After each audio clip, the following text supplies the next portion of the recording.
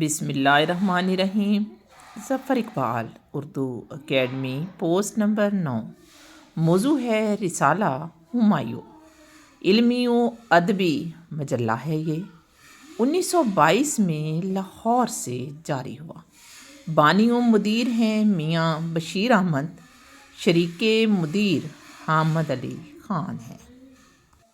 وجہ اجرا: میاں بشیر احمد نے اپنے والد جسٹس شاہ دین ہمایوں کی یاد میں یہ رسالہ مجلہ جاری کیا تھا۔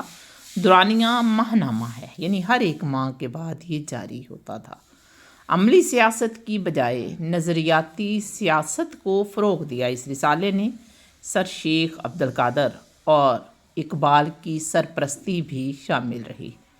35 سال تک یہ ماہنامہ جاری رہا۔ رسالہ ہمایوں کی پیشانی پر کندہ شعر ہے: اٹھو وگرنہ حشر نہیں ہوگا پھر کبھی، دوڑو زمانہ چال قیامت کی چل گیا۔